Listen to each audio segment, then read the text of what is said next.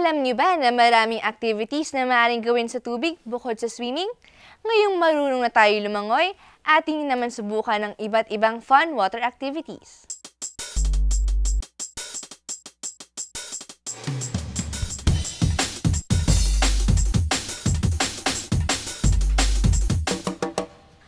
Hot na naman ang summer, kaya marami sa atin ang walang gustong gawin kundi ang magbabad sa tubig.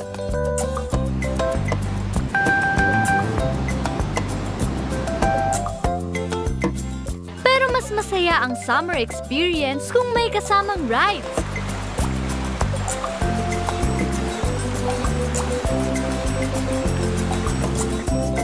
Sa bangka pa lang, powered man o hindi, enjoy na ang mga gustong mag-island hopping dahil sa mga magagandang views na makikita.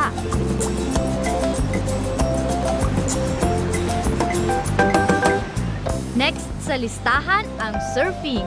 Sa mga professionals, kakapiraso man ang sinasakyan nilang surfboard, kayang-kaya nilang salubungin ang mga giant waves na ito. Pero kung beginner ka, huwag na huwag mong papakawalan ang surfboard mo. Kaya karaniwang may tali o leash ang mga beginner na surfboarders. At dapat may kasama kang professional, hindi lang para turuan ka, kundi para may kasama ka rin sa experience na ito.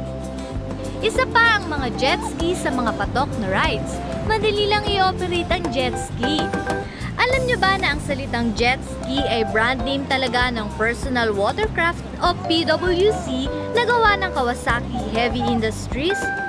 Pero ngayon, tinatawag na ring jet ski ang mga personal watercrafts na may pivoting handholds na kilala rin sa tawag na stand-ups.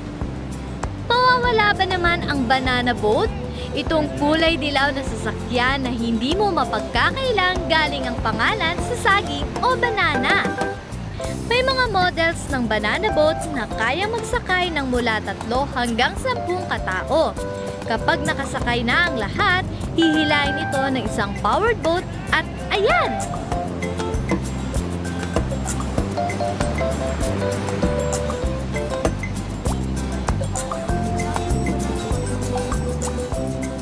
At para sa mga mas adventurous, palalampasin ba ang parasailing? Tinatawag ding parascending ang recreational activity na ito. May nakakabit na specially designed parachute sa mga parascenders. At kapag ready na ang lahat, i-release na ang mga parascenders habang tuloy-tuloy sa pag-andar ang boat. Kahit ano pang rides ang trip mo ngayong summer, mula sa simpleng bangka for island hopping hanggang sa nakakalulang parasailing, ang summer ay the best pa rin i-enjoy para sa family bonding.